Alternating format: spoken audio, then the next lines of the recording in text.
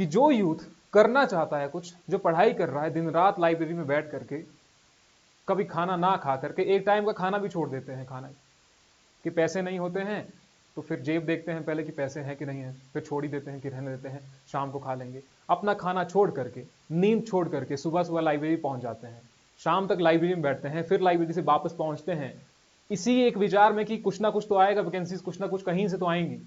Hello and welcome to explore academy.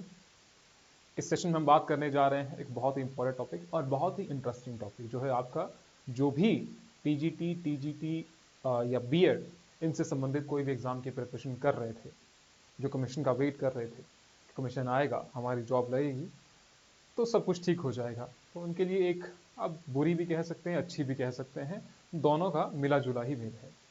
तो देखेंगे इसके पॉजिटिव क्या है, इसके नेगेटिव क्या है। हम इस पर नहीं जाएंगे कि आपको कौन सी सुविधाएं दी जाएंगी, हम इस पर जाएंगे कि ये पॉलिसी ठीक है या नहीं है।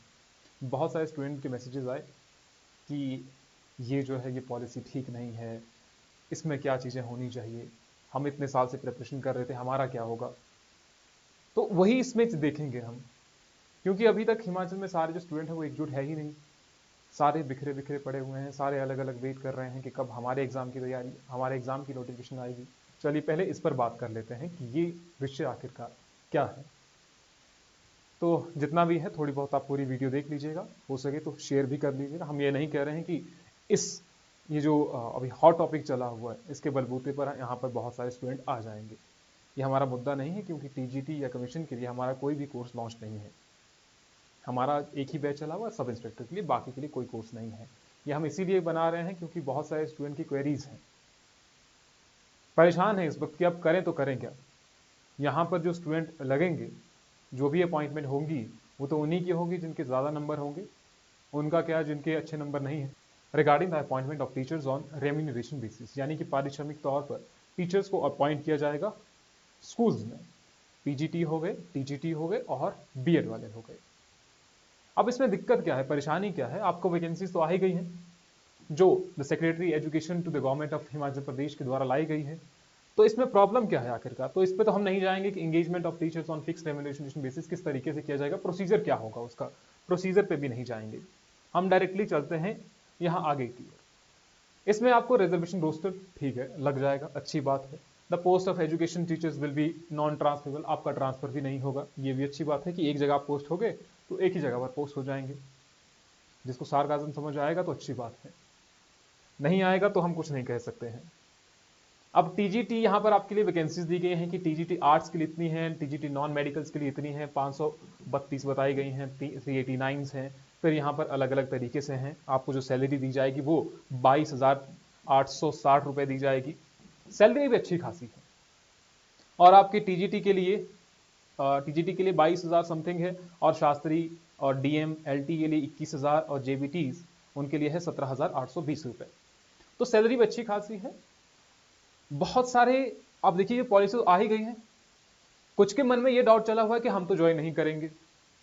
आप ज्वाइन नहीं करेंगे तो क्या हुआ, दूसरा तो ज्वाइन कर ही लेगा, क्योंकि अनएम्प्लॉयमेंट इतनी है कि कोई ना कोई तो ज्वाइन करेगा ही करेगा, आप नहीं तो कोई दूसरा तो करेगा ही। तो गलती कहां पर है फिर, तो गुस्सा जो आ रहा है सभी को, उसमें परेशानी वाली बात कहां पर है।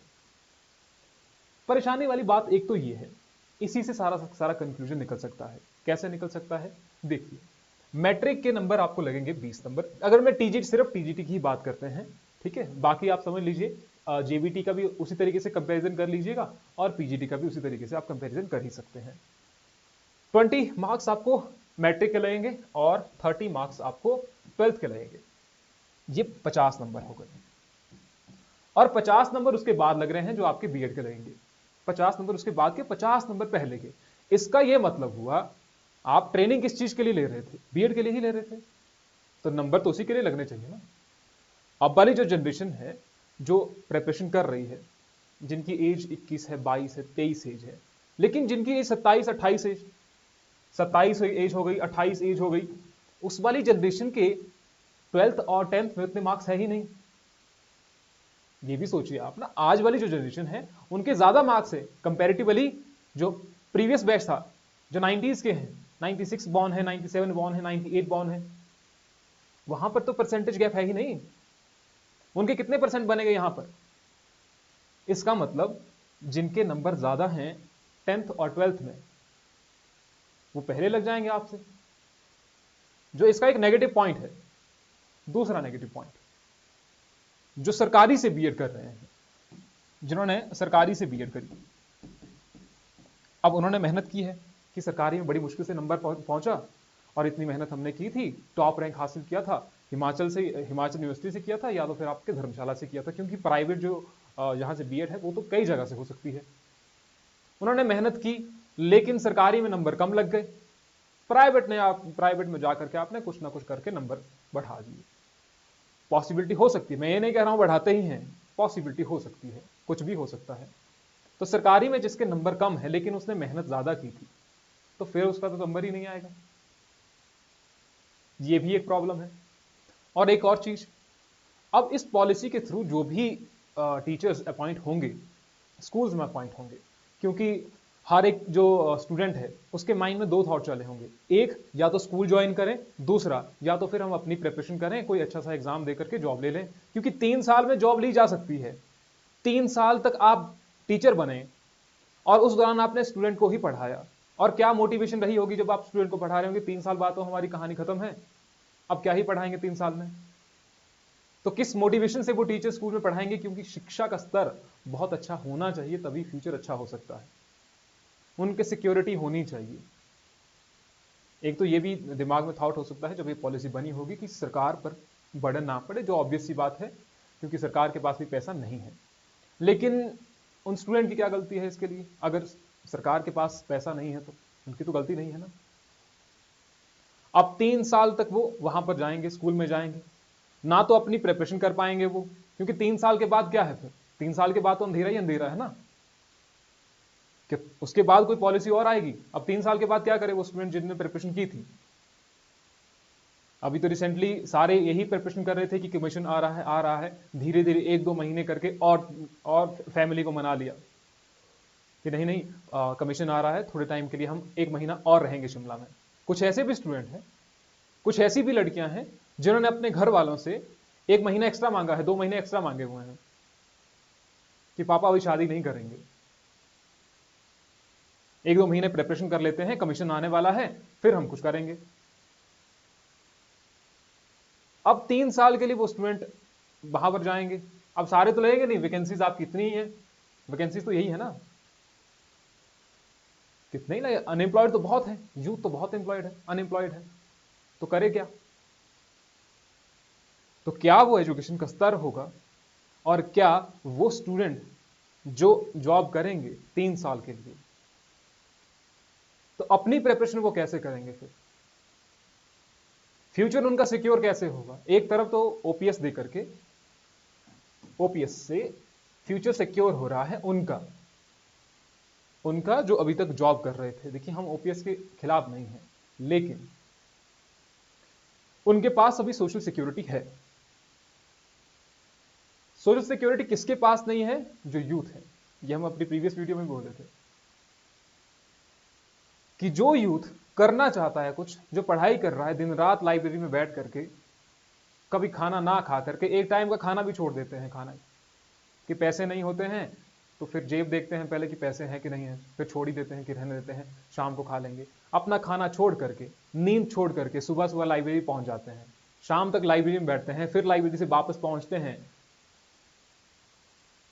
इसी एक विचार में कि कुछ ना कुछ तो आएगा, वैकेंसीज कुछ ना कुछ कहीं से तो आएंगी, लेकिन फिर भी वैकेंसीज नहीं आती हैं। 2020 में लास्ट टाइम 90s अगर देखें 2019 में एग्जाम हुआ एचपीएसआई का, उसके बाद नहीं हुआ, 23 लग गया है और कुछ खबर नहीं है चली हुई कहीं पर, ना किसी को पड़ी हुई है। कौन से एग्जाम हुए इन महीनों में? कितने एग्जाम हुए? कोई भी एग्जाम नहीं हुआ। तो स्टूडेंट जो है वो किस एग्जाम की प्रिपरेशन करें? हालांकि बड़े बड़े एग्जाम, एचएस की एग्जाम जो है आप वो देख लीजिए, जो होता ही था कि ठीक है ये तो होना ही है, एटलीस्ट दे ही दें, 5 वैकेंसीज है, 10 वैकेंसीज है, हम दे तो दें कुछ, एग्जाम हॉल में तो जाएं। लोग एग्जाम हॉल में जाना भूल गए हैं, एटलीस्ट कुछ ना कुछ एग्जाम हो ही रहे थे। मान लिया धांधली हो गई थी, बोर्ड कैंसिल हो गया, नया बोर्ड कब बनेगा? कब बनेगा? कौन एग्जाम करवाएगा? इन पर अभी संशय है सब कुछ। आप अपने विचार कमेंट सेक्शन में लिखिए कि आप क्या सोचते हैं। देखिए, हमने अपने विचार रख दिए, हम दोनों तरफ चल सकते हैं, बिल्कुल एक ही डायरेक्शन नहीं हो सकती है कि हाँ बिल्कुल ही गलत है। पॉजिटिव भी होंगे, कुछ नेगेटिव भी होंगे, लेकिन ये आपको डिसाइड करना है कि ज्यादा पॉजिटिव क्या है और ज्यादा नेगेटिव क्या है। आप कौन से एग्जाम के लिए प्रिपरेशन कर रहे हैं, आने वाले एग्जाम के लिए आने वाले हैं या नहीं। क्या आपकी जो खबर है वो न्यूज़पेपर में छपेगी, क्या आपके जो मुद्दे हैं वो उठाए जाएंगे। कौन उठाएगा, आप खुद। आपके लिए कोई भी स्टैंड नहीं ले सकता है। आप स्टूडेंट हैं, आप अवेयर हैं, आप पढ़े लिखे हैं, आपको सब चीजें पता है कि आपको किस तरीके से अपनी आवाज उठानी है। एक पढ़ा लिखा जो यूथ है वो किस तरीके से अपनी आवाज उठाता है, आप सभी को मालूम होना चाहिए। ठीक है, आप लोग देखिए, कमेंट सेक्शन में लिखिए, ज़्यादा से ज़्यादा वीडियो को शेयर कीजिए कि क्या आपकी जो वैकेंसीज हैं वो आनी चाहिए या नहीं आनी चाहिए। क्या ये वाली पॉलिसी आगे चलनी चाहिए, क्योंकि तो फाइनल हो गई है, तो ऑब्वियस सी बात है, अब तो फाइनल ही हो गई है। अब इसके ऊपर तो हम कुछ टिप्पणी नहीं कर सकते हैं, ये तो फाइनल ही है। तो जितना ज़्यादा हो सके वीडियो को शेयर कीजिए, हमारे साथ हमारे व्हाट्सएप ग्रुप पे जुड़िए ज़रा, फिर वहाँ पर डिस्कशन करते हैं थोड़ी सी। आपको नंबर कमेंट सेक्शन में मिल जाएगा, डिस्क्रिप्शन में मिल जाएगा, वहाँ से आप जुड़ सकते हैं। फिर आगे सोचते हैं क्या क्या होगा। ठीक है, आई होप कि आप सभी को थोड़ा बहुत ये कंसेप्ट या थोड़ा बहुत जो भी है इस वीडियो के माध्यम से कुछ चीज़ें पता लगी होंगी। बाकी ग्रुप में डिस्कशन करते हैं। आप सभी से मिलते हैं। धन्यवाद।